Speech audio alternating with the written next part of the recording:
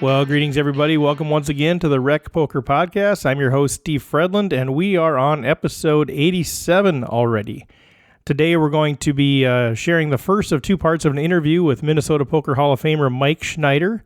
We're going to be talking a bit about his upcoming events with the Poker is Fun Tour, including some crazy pineapple and winners shown events that are going to be held down at Canterbury Park in Shakopee, Minnesota, and then we'll chat a little bit about how we can prioritize our options for improving our game as recreational players, and then we'll continue a prior discussion that him and I had about continuation bet sizing. So looking forward to that. I think you're going to enjoy that quite a bit.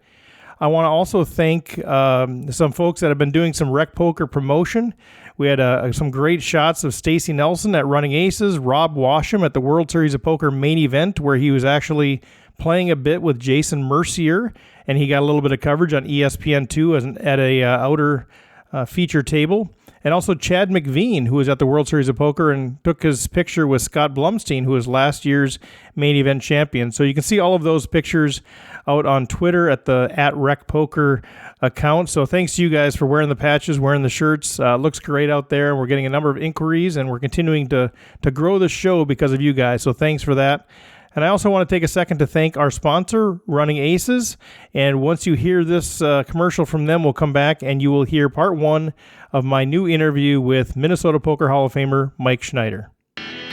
Running Aces Casino and Racetrack has the best poker room in Minnesota, featuring 24/7 promos on all cash poker games, including earning $2 per hour in comps, plus the most player-friendly tourney structures.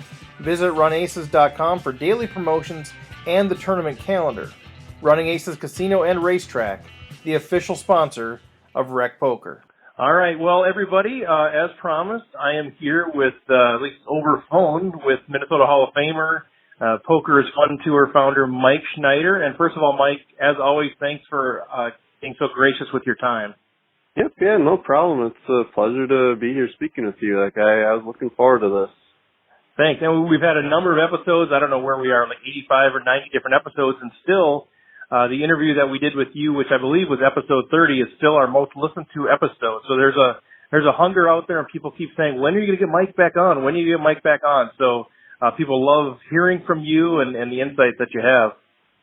Yeah, that's awesome to hear. I'm sure that some of the recent heavy hitters that you've had on are probably going to overtake me. Just give them a little more time. Like the Matt Berkeys of the world. Yeah, like Matt Berkey, Jonathan Little. Yeah, like I'm sure a lot of those guys, give them another year or two, they'll probably they'll overtake you. Yeah. but none of them will ever become a Minnesota Hall of Famer. So who cares about them, right? But no, but people are. It's one of the things I hear from all the time is, boy, I'd love to hear more from Mike, and I know a lot of folks are sort of afraid to share their insights, and I think you walk that line very good as far as not giving away your secrets, but yet helping equip us newer players to improve our game and become better at the game. So I think that's what people really appreciate about you. And I'd say for those of you who are out there, Mike and I today, we're not going to get into his story of how he got into poker and all of those things, but if you are interested in Mike's backstory, we've already done that, and I believe that is episode 30, so you can go back and listen to those things. But, Mike, the first thing I wanted to chat with a little bit is some things have changed in your world since we last chatted. I'd love to hear just a little bit about, how did the Poker is Fun Tour stuff go, the first stuff that you held, but also, on the personal family side of things, you've got some changes going on. Oh, yeah. Personally, my life changed a lot about 7.5 months ago. My wife and I had a daughter who we named May, and, she's been really awesome, really fun to be around. But, my poker life has been a little bit different since she's been born. It's way harder to find time to play.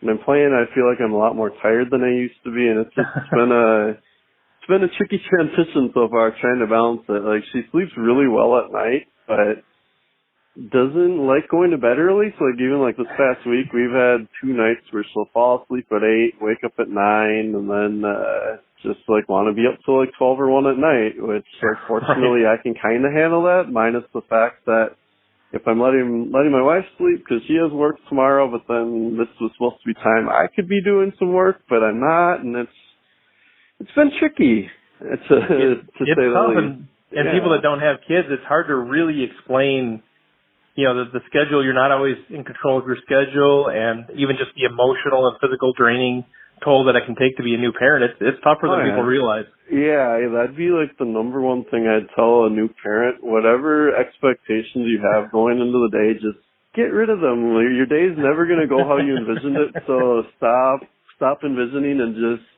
enjoy it. Just enjoy the moment. Like, there's lots of fun times, and not trying to like whine or sound like it's negative, because like I have a blast with her like 99% of the time. Right. It's that one little chunks where it's like, I wish you would nap right now, but you aren't napping, and like, I'm sure like, you know how it goes.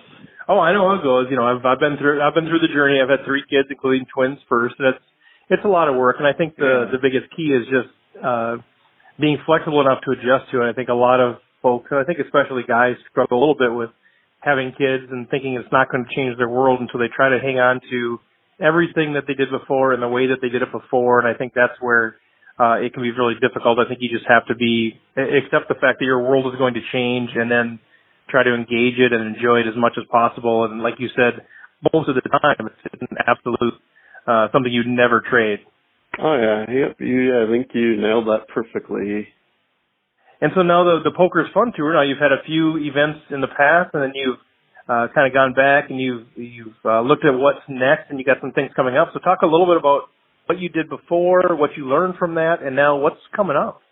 Yeah, so the first time last fall in September at Canterbury, I did 2 winners shown events, which those went pretty well. Like, I'd say, I mean, I wouldn't be lying if I was a little disappointed we didn't crack 100 players in either of those events, but like, I definitely learned a lot about as far as promoting it and just trying to stay actively within the poker community and just trying to keep the buzz going. And that brings me to in July here, on July 20th, Friday night, we have a 6 p.m. No Limit Crazy Pineapple, which is an $80 buy-in, and I'll get into a second of like brief description of how to play that. But yeah, all these tournaments. One of the big things about Poker's Fun Tour is I wanted a portion of the prize pool to be donated to charity, which like you run Allen for Africa, and Allen for Africa is super awesome too. And just I felt like in poker, like you'd go on like 2+2 news, views, and gossip, and like half the threads there are about scammers or this or that, just like tons of negative stuff. And I just wanted to try to bring a little bit more positivity into poker, which to me, like helping the community out there's nothing more positive than that. Like if you can get a bunch of people together, play a tournament, have some fun while doing it, and raise some money towards charity. Like that was kind of where I wanted the Poker's Fun Tour to go. And so this time, gonna have about, which I say roughly 5% of the prize pool. 2 of the events are 5%. The third one is just under, but then I'm gonna be donating a little money to get it up to 5%. But about 5% of the prize pool going to the Ronald McDonald House, which that charity I chose because when my wife and I had our daughter, she ended up at Children's Hospital NICU for a couple nights, so we ended up actually staying at the Ronald McDonald House, and pretty much feel forever indebted to them because we were on like no sleep for like 36 hours straight and weren't going to have anywhere to sleep outside of in the NICU room, and just having that option available was pretty much a mental lifesaver for my wife and I. So yeah, that's kind of how Ronald McDonald House got chosen. Yeah, that's beautiful. Yeah, so going back to the schedule, so then on Saturday, July 21st, 11 a.m., we have a winner shown is making an encore appearance, this time $250 buy-in, and $10 out of that $250 is going to Ronald McDonald House, and then to get it up to 5%, I'll be donating the remaining 40 cents per entrant needed to get it to 5%. And then on Sunday, July 22nd, we have another Crazy Pineapple at 12:30 p.m. for a $100 buy-in, with $4 out of that prize pool getting donated to Ronald McDonald House. And I guess so.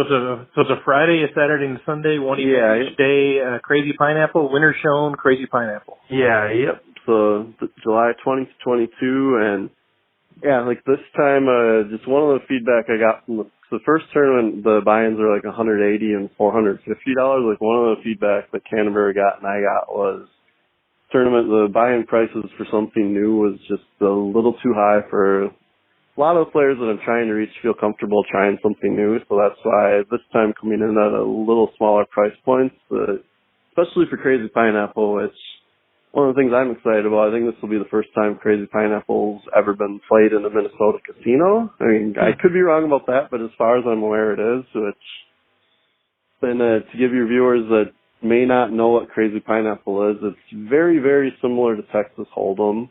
The main difference is you get dealt 3 cards pre-flop instead of 2. So you do your pre-flop wagering, you get dealt the flop, you do flop wagering, then once that's complete, before a turn card is dealt, you have to discard one of your 3 cards in your hand. Then the turn and river are played just like Texas Hold'em. Is there still like a small blind, big blind? So literally everything's the same except 3 cards for the pre-flop and the flop, and then you ditch one before the turn? Yeah, yep. That's exactly how it works. So yeah, so like I've played it at home games a little bit, like not a ton, but enough to know that I thought it seemed like a really enjoyable little twist. It's something that still isn't too far off from Hold'em. It's like I know like Rooster Poker on Twitter described it as kind of like Omaha Lights, or just like I mean, it's not really that close to Omaha, but just the fact that you have more cards, it's just, to me, it's really cool. Like, kind of a little side note, like playing the mixed game at Canterbury where we have like stud ace, Omaha 8 or better, big O, triple draw in there, and Hold'em. One of the funny things about that mixed game is once it gets around to the Hold'em orbit, like that's a game where more people lock for than any other game. Like like with poker's fun too, like I just wanted to try to get more people to realize that, I mean, Texas Hold'em is a really fun game, but once you get dealt more cards, to me, like more cards is more fun. There's a lot more ways that, like in Pineapple, when you have 3 cards, there's a lot more ways that you can hit a flop. There's and just like all these different variations, just something to me. Something new and different is always, like, I've realized with poker, like, as I play more and more games, it makes me enjoy poker more because a lot of the fun when I first started playing this Hold'em was trying to figure out what are the best strategies. I'm not sure yet. I'm just really digging into it, where once you've played Hold'em for years and years and years, for a lot of players, it may end up feeling stale, and then just trying to offer something a little bit different than what you can play every other day of the week at a casino. Yeah, and it feels like somewhere between. I played Omaha a few times, never played Crazy Pineapple, but it feels like somewhere in between. So Omaha, you get the 4 cards, and then it feels like, man, it's basically full house or better to win. If you have the nut flush, you're never going to feel good on a paired board. There's a lot of, it's really fun, a lot of kind of craziness in there. What beats what? You have to remember you can only use 2 whole cards, and you can't use, more or less. And so I think there's, that's kind of a new level of complexity for a lot of us beginning players that we maybe play, but it feels a little complex. Whereas Crazy Pineapple feels like, that's something, the average hand is going to be bigger. You're going to have maybe a few more pre-flop hands that you're going to want to play because of different combinations. But at the end of the day, after the flop betting is done, then it comes down to you've got 2 cards, you've got 5 community cards. It sort of has that same feel as you're progressing towards showdown. So maybe it's less of a leap of trying something new than Omaha might be. Yeah, that's a big reason why I decided to go this way, of something that kind of, to me, it's kind of like having the training wheels and maybe slowly taking the training wheels off kind of a thing. Right.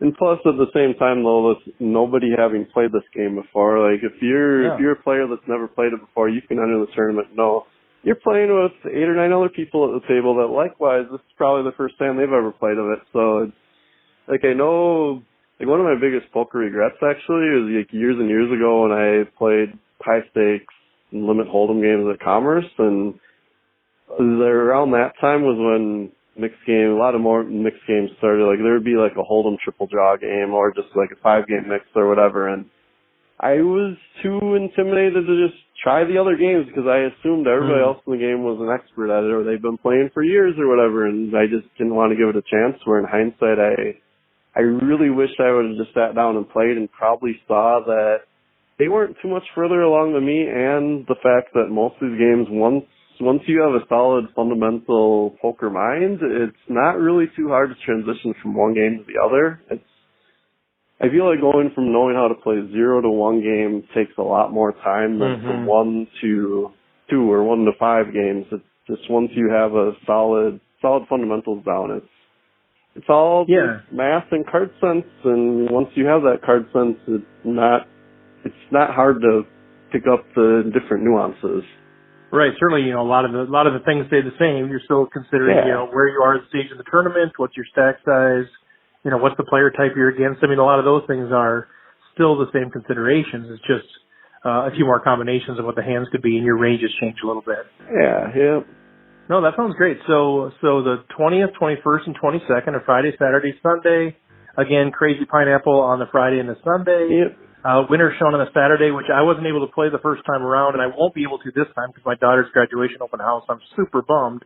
But what I have heard about it has just been fantastic. People that I know have played it, that I'm going to do everything I can to play it again. It was so much fun, especially, you draw in some good names in the poker playing community, which can be intimidating to some, but it's also, they're having more fun than normal because of the winner show thing.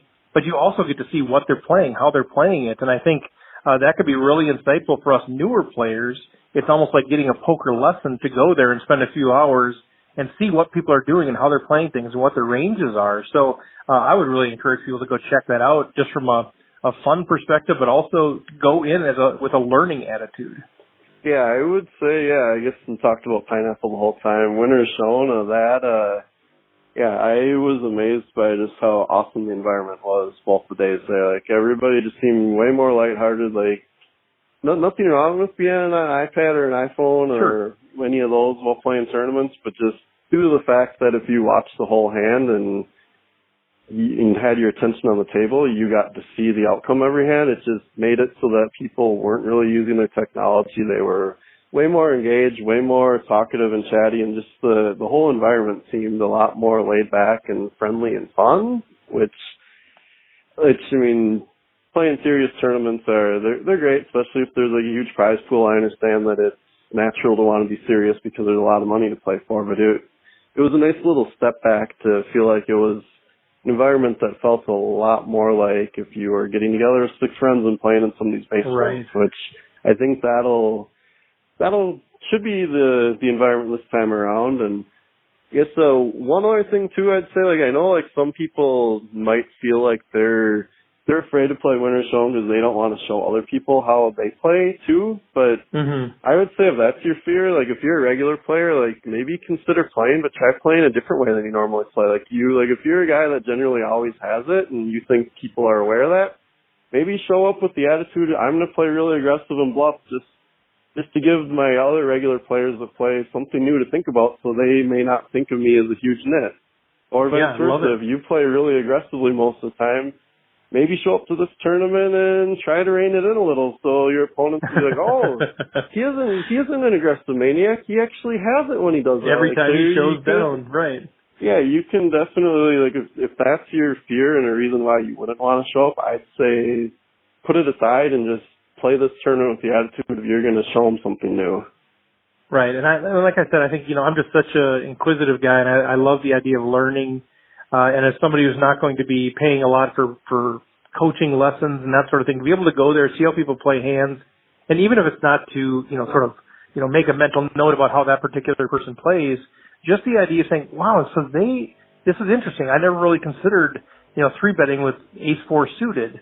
It may open up some new conversations either with that person or people at your table, or just that you take back home and say, wow, so this person that I really respect as a player was 3-betting ace-4 suited. What can I learn about that? Do I agree with that? Do I disagree? What others have to say? And I think it really sort of fuels that curiosity and growth in your game that comes from asking those sorts of questions that you maybe would have never considered if you didn't see what people were showing down. Yeah, for sure. I would agree 100% with that. I guess I don't know if I have anything more to add to that sentiment, but definitely true that as you watch, or even just like kind of getting a better feel for how often on flops or c-bets happen and the pot gets taken down, like, just getting a really strong feel for how often do people have it versus do they have overcards that they probably would have folded to if their opponent gave aggression. Just getting an inside glimpse at all of that can be really helpful for somebody who wants to play this tournament with the attitude of, I'm going to try to use this as an educational experience in addition to playing the tournament, trying to win and make money. Right. I love it. So we'll transition here to a little more strategy talk, but if people want to find out more information, what website should they go to? How do they connect with you on social media? How do they get the in and the skinny on what's going on with the Poker is Fun tour? Yeah, well, the best ways are either on the website, which is pift.com or piftpoker.com, sorry, or on the Twitter handle, which is the same pift poker, which is on Twitter, or even my own Twitter, which is Schneid's Poker, so SCHNEIDS Poker. Any of those ways are probably the best ways to either reach me or ask questions about the upcoming Pift Poker events. And all three of these are happening at Canterbury Park down in Shakopee, Minnesota, correct? Yeah. Okay. So check it out. Connect with Mike. He's a great follow anyway, even if you're not able to play the events. Check in with Mike and follow him and keep abreast of what's going on in his world and with little May and with the Poker is Fun tour. She's a cutie, so you'll want to check out those pictures. The occasional picture on Twitter too. Yeah. Right. Good stuff. Well, let's shift gears a little bit, Mike, and I want to. I've got a few burning questions that I've had left over from our prior conversation, as well as we had a really good conversation that I've listened to a few times myself, and as I hear, other players, as we've been lucky enough to interview some other fantastic players, my whole world is how do I reconcile what they said with what Mike said? And so I have a few things that I'd just love to follow up with you on that, I've thought of or that other people have approached me with, if that's cool. Okay, definitely. So one of the things is, for a lot of us recreational players, and our audience has been growing, and it continues to broaden as far as depth of experience, but one of the things that we get a lot of feedback about is there really is only so much time in the day to become a better player off the felt, especially for us recreational players. So if we have limited time, but yet there seems like there's this infinite amount of resources available. So we struggle with what are some of the things that we should consider when we're deciding who we should learn for or what medium we should learn from. And we can watch live streams with commentary. We can watch free training videos. We could read discussion forums. We could choose a training course. We could have group discussions or hand breakdowns with other players. We could get personal coaching. I mean, there's just a myriad of things that we could do, but yet most of us can't commit to, 20 hours a week to learning the game. So I'm curious from your perspective, what guidance you might be able to give as far as how do we sift through all of that and make a decision on what's right for us in our game? All right. Yeah, I guess I'd say first you need to consider what kind of learner you are, which for me, I know I learn stuff better by reading or viewing or getting my hands dirty and doing it versus listening to a podcast or those kind of things. So my answer for me might be different than other people. I mean, some people have great reading comprehension, others are great listeners. It's just a lot of ways to do that. But that said, I'd start off by saying watching live streams of commentary while being entertaining, it's probably not going to help your game that much just because a ton of the time the commentators either are not amazing players or even if they are, they're maybe not trying to offer up much in strategic insight. So a lot of times that commentary is just things that are going to be dumbed down or pretty simple, and it's pretty rare to find live stream commentary that's going to really do much for your game. Plus when you're watching these final tables, you're only seeing it from players 10 on down. You have no clue whether player A played 4 different pots versus player B earlier in the tournament, which influences how they maybe played a specific hand that you're watching at the final table, where without that kind of insight, it's really hard to look at a hand and say, oh wow, that player just 3-bet that guy with 10-9 suited. Is that, that guy was under the gun. Is that the right player? Not for all we know, the player that's 3-0 10-9 suited saw this guy open raise 5 straight times under the gun earlier in the tournament and saw him get 3-bet 3 times and fold every time. Like, we just don't have any insight to be able to say, or like, if you're just watching the tournament, you'd be like, oh, I know that player like has $2 million in cashes. They 3-betted under the gun guy 10-9 suited. Maybe I should put that in my game. It's just without much context, it's really hard to be able to gather if it's in a vacuum. Which by in a vacuum, I mean that one specific time right now in the moment, whether it was a good player or not, or if it was based on other metagame stuff from earlier in the tournament. But yeah, so I would say, I mean, like for me, I mean, this was 10, 15 years ago. I got a lot of value by participating in poker forums, namely 2plus2.com, which is TWOPLUSTWO.com. But from what I've understood, the quality of the content on that site isn't quite as strong as it used to be, just like way more Twitter trolls and hard to find serious discussions. But there are still plenty of them in there, which that'd be, if you're a player looking to try to find free ways to improve your game, I still think that's probably one of the better free ways. And then as far as, let's see, if we're talking like free videos, I'd put a little caveat there that I'd avoid most free training videos, which I'm not saying that there aren't some good ones out there, but most of the training that's worth its weight is going to cost money to get access to. Just like most good players aren't going to be giving away their best stuff for free when there is a market out there that will pay for it. So, and all that said, though, I would throw in that I used to do, back when cardrunners.com was a poker instructional website. They have a YouTube channel with a bunch of free videos on it, which I would have to recommend if you're looking the free route, that would be one good resource. Even if the videos are several years old, they're still going to, especially if you're a recreational or more early beginner level player, they'll definitely have plenty of good concepts that'll help teach a lot of the fundamentals, even if the content might be a few years outdated. That's really good. So you had mentioned that your style is more, and I think that person that you gave is absolute gold. You got to know yourself. I think self-awareness is so critical for every stage of life, like poker. So the idea of, first of all, figure out how do you learn the best. Don't try to learn the same way everybody else did.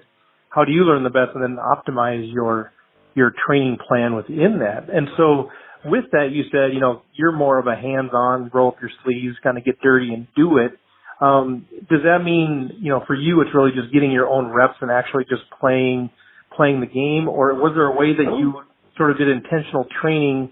What sort of training did you get that led you to rolling up your sleeves and actually doing it? Did you have somebody looking over your shoulder, or? For me, once my poker playing got to the point where I was a pretty good player, a lot of it was just playing and then, taking away from every session 1 hand, 5 hands, just to get at least a couple of hands that I would then be able to either ask some friends about who I know are pretty good players. So I know one of the things you said was discussion groups, which I think asking other players, assuming that they're at least somewhat competent, I think that too is one of the better ways, especially one of the better free ways to get better. But for me, especially now, a lot of my poker studying per se is playing hands and then after the fact remembering what they were and either asking friends about them, or I can use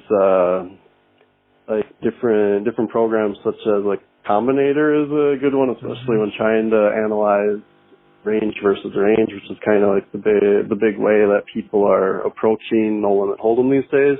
But let's see. And then poker, Poker Stove is another I'm pretty sure it's still a free program on the internet that works really well for looking at hand equities, which I've used, especially for limit hold'em.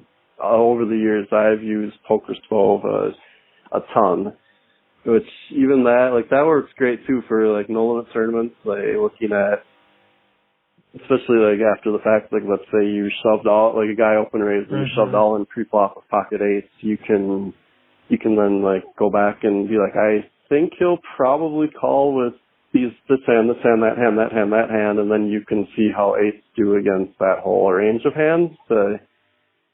Or in the converse, like a lot of times it's more like you open a raise, somebody shoves, and now it's on you whether to call or not. You can figure out, I mean, based on the pot size, how much pot odds you need, and then you can plug in what you think their range of shoving hands are against you, and really then just by playing around with that enough, you get a pretty solid grasp on what type of hands you should be calling in that spot versus folding based on what the pot odds are offering you. Yeah, I love those sorts of tools. I think that they're great. You know, even if you can't remember everything, just to, in a situation, remember, you know, sort of put in that situation and go, man, I had more equity here than I thought or less than I thought. And it just sort of helps you inform going forward, even if you can't remember all the details. Those tools are fantastic. And I know I've used them at the table before where somebody was asking me about something. I said, well, you actually have like probably 45% equity against their range. And they're like, no. So we're sitting there between hands, probably not what we're supposed to be doing, but, you know, I'm saying, well, what do you think they would do that with? You know, I'm plugging it in and they say, what did you have? And then we put that in. I'm like, yeah, look at that. And they're like, no way, you know. So I think those are things that can really, you know, lead to some great insights. Even if you're not super mathematically inclined, I think just understanding in general sense what sort of equity you have in what situations, I think is critical. And then you mentioned, you know, having a network of people, sort of having your poker tribe. I think that is huge to have that and say, okay, who are these people that I trust to help me, you know, evaluate this play in this situation? I think that's huge, depending on your learning style again, but I think most people could really benefit from that.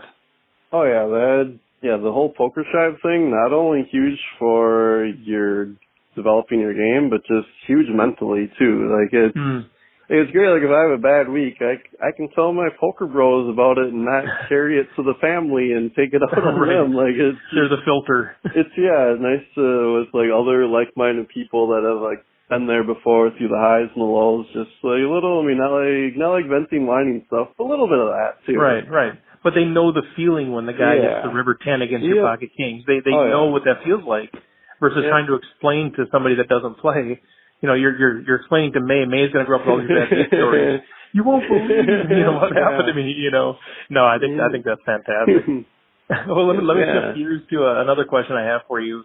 You know, and when we were talking earlier, you know, one of the things that you've helped me with quite a bit is thinking about continuation bets, and I know at least in some situations you've shown some merit in making smaller continuation bets, which, you know, when I first started playing, a lot of it was, man, half pot, 3/4 pot. It doesn't really change in the situation. If you're going to bet, make a big bet. And, you know, you showed some of the merit of making these smaller bets, and I've incorporated that quite a bit. And frankly, I love that. But I still hear from a lot of players about, you know, making bigger sizes. And so some people are saying, you know, you need to be consistent whatever you do, either consistently small, consistently half pot, consistently 3/4 pot. And then you get into people that are saying, no, your bet size should be based on the texture of the board. So, you know, you should have bigger bet sizes when it's a wetter board and smaller when it's more a drier, more polarized board. And so, you know, I think, you know, I still get sort of competing messages, and I know maybe a lot of it's maybe they're being consistent. It's just they're talking about different situations. But it seems to me there's this whole balance between, you know, the bigger the bet, the higher our fold equity, basically, or we're building a pot. But yet there's on the other side, the smaller bet sizes are maybe more pot control. So I'm just kind of curious. I'd love to dig in a little bit more into this and maybe hear a little bit more from you around how do you think about bet sizing? So not so much the decision on if I'm going to bet or not, but just when you're deciding your bet size, once you've decided to bet, how do you navigate that? Are you pretty consistent with your sizing? Do you have certain things that you're basing it on, or, you know, without giving away all of your great secrets, help us sort of give us a little more meat on the bone of how do we decide on our bet sizing? All right, yeah, I guess I would first just go back and say that, yeah, I agree hypothetically we should be betting more when we want folds and we have higher fold equity and likewise bet smaller when we don't want folds. Like, I agree that, yeah, hypothetically that's very sound and true. Which, before I get into the answer, though, I just say it took me a little bit of time to fully grasp this no-limit concept, but it's true that we gain the most EV in our large bet sizes when they're bluffs, which it feels so counterintuitive to say there's $1 in the pot and I bet 1,000, I'm supposed to almost always be bluffing. Like that, like when you make that statement, like to me, it's just like really hard to wrap your mind around it. Then when you look at it from the other guy's side of, now it's like I have to put in 1,000 to win that $1 plus 1,000 you bet. Wow, that means like I have to have a really strong hand in there because the pot odds are just like not that good. So like on the converse, if the pot has 1,000 in it and he bets $1, now it's like I pretty much can't fold anything ever because he's going to make a lot of money if I fold more than 1 in 1,000 and he's actually bluffing at it 1 in 100 times. So would say it's like taking that. Then for me, I guess to get to your actual question about like bet sizing, I basically always bet like 25 to 33% of the pot on the flop when I'm not the last to act guy. Which, I mean, the exception to that might be if I raised pre-flop, got 4-bet, and then I 4-bet and the opponent called, and this spot, like due to the pot already being pretty bloated, I'm more willing to bet half pot or full pot or whatever other size just because now the pot's so huge that like most of the time I'll be happy to take it down. Like I'm going to have enough hands still that missed in my range where like I really want to fold. But going back to the smaller bet sizes out of position though, which for me, like I just like say I really began working on analyzing my no limit games this winter and spring, which I've found as I'm playing, and when I've been playing, like I play a lot of no limit online these days, but I've found that the smaller bet size out of position really do work well, and I've gotten flop folds probably like way more than 20% of the time I bet quarter pot, which means like already just by doing that I'm making money because they should be folding 20% of the time when I bet, and I feel like I'm getting folds a lot more often than 20%. So like that right there is still a benefit that's like it's like I look at like especially when it's the converse and I'm the one having to call that bet, like the bet size is still large enough that it's an awkward amount for an opponent to raise the bet regularly, which kind of thus mean that when I have hands with equity that want to see in the turn card, I get to quite often see the turn card for not that much more money when I'm betting a quarter pot, and they're stuck having to do nothing but call. Which, for comparison purposes, if I were to like instead check the flop when I'm out of position, and then most of the time the position player bets, he's betting anywhere from like 40 to 100% of the pot, and which ends up happening to me, and I'm gonna have to fold a lot of those 2-over cards with the backdoor draw type hands. Right. And I'm just not getting to realize the equity with a lot of hands today. Would like to see another card and hopefully get to realize the equity with them. And then additionally, like say you're out of position and if you are betting 3/4 of the pot as a continuation bet, which especially in a tournament setting, this means that like point A, the opponent might look at the pot plus what you just bet and decide this is already a nice pot, let's raise and try to take it down right here, which they could do that with a bluff or a made hand or whatever. But in either case, in general, when I'm playing a tournament, I don't want to get raised. I want them to fold or call. Like I don't want to have to make big decisions for a lot of chips because I can't rebuy.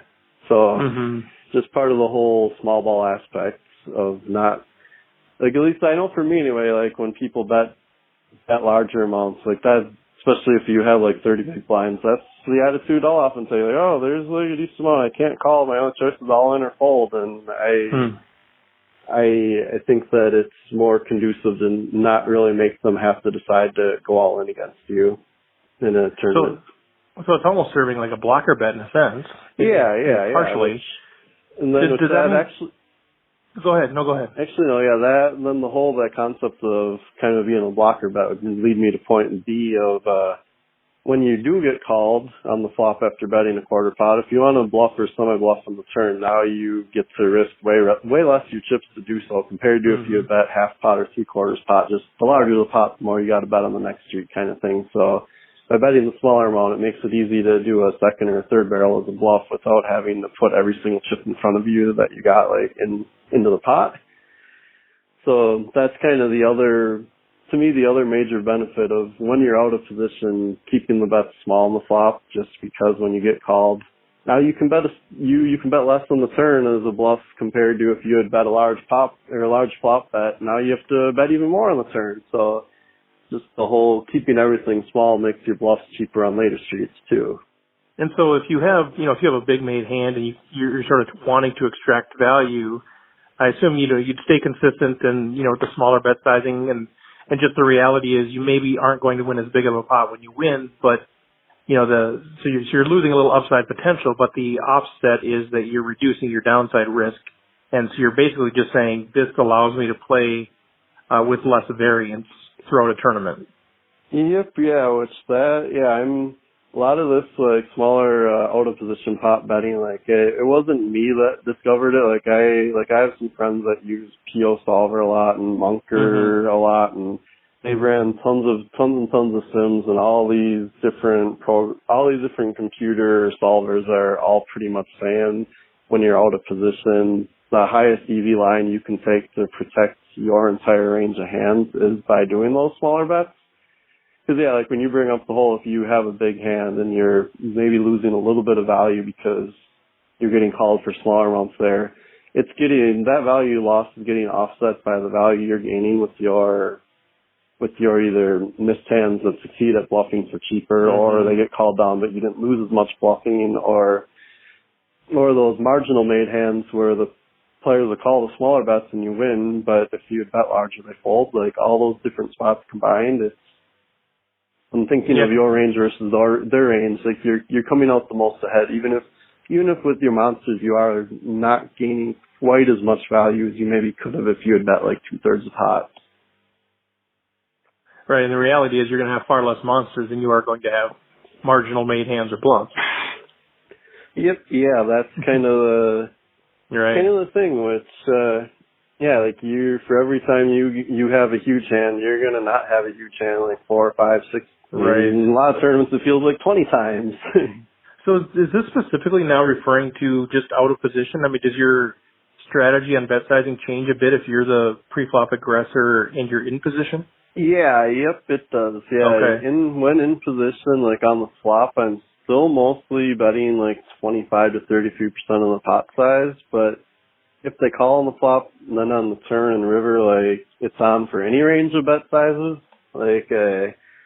A lot more of, I'd say, if I were to guess, I'm still probably betting 25 to 33% of the pot on the turn. When I'm betting, maybe 25 to 40% of the time, and then mixing in some more half pot and 3/4 sizes some more, and the occasional pot or larger size bet, which this too also is all dependent on how many chips I have and my opponents have too. So so I'd say I'm just trying to think of hypothetically as an example, say the flop came king 8-2 and I was in position, they checked, I bet 1/4 of a pot and I got called. Now on the turn, my bet size, it's going to be a larger bet. If I have a big hand against a passive call station, but a smaller bet versus an aggressive player, which I'd be choosing the large bet versus the passive call station person, because I don't think that they're just check calling the flop with a small hand. You're just with a king 8-2 rainbow. It's it's hard to have hit the board. So now if they're a call station, it's all right, I don't think they're going to raise me. So let's just bet pretty large. And if I got ace king on there, I'm going to bet large and expect they're calling me with any king. And by large, I say maybe 3/4 or 2/3 pot in the tournament, assuming that I still have another pot size bet behind me on the turn, or before the river, I should say. But it's hard year for me to because I've been mainly looking at this from a cash game approach where we're 100 blinds deep, where a tournament, a lot more times you might be 20 blinds or 40 blinds deep. But yeah, on the turn in that kind of a spot with the king 8-2 board, if I only had 20 blinds left and there's about 20 in the pot, we're just probably going to go all in on the turn with ace king against the passive guy. Whereas just hope he calls you off. Yeah, I hope he calls off with any king, or maybe he gets stubborn with pocket tens, or who knows what. Whereas that against a more aggressive guy on that kind of board, and they check call on the flop, I'm probably going to bet small on the turn again, just because I think they're more capable of saying that this is a really dry board. Let's perhaps I get them to make a move, or they're just aggressive guys are just going to be like less likely to fold in general on that kind of board. Right. So I just want to give them a chance to hang themselves more or less. You want to give them a chance to call with their ace-8 on a king-8 deuce, and you also want to give them a chance to fire at you if they got king-jack and just don't believe you. That and or like an aggressive guy, they maybe even check calling me with 10-9 on that board. And if the turn comes to 7 and I bet small there, like even if I only have like 25 blinds behind, I bet 6 on the turn, they might just put me all in with that 10-9. Where had I went all in on the turn, they don't have any fold equity, so they can't make that move and they're going to fold it. And all right, thanks so much, Mike. Appreciate that. Next week, we'll come back with part 2 of this conversation where we're going to touch on a couple of different topics. One is the idea of when should we see bet. So not so much the bet sizing, but when we're the pre-flop aggressor and we're deciding if we're going to continuation bet or not, what situation should we be doing that? What situation should we not be doing that? There's some different streams of thought on that, so we'll hear from Mike about his perspective. And then we'll also talk about default ranges, and not so much what are the specific ranges, but what situations does he have default ranges for? Does he have default ranges for opening pre-flop, for 3-betting, for defending 3-bets, for 4-betting? Are there certain spots where there are default ranges, or is it all sort of on-the-fly processing to determine the situation? So we're going to be looking at those 2 things. If you have any questions, comments, thoughts, feel free to reach out to me on social media at RecPoker on Twitter, the RecPoker Facebook group, or email me directly, stevefredland@gmail.com. Thanks so much, everybody, and we will chat with you next week.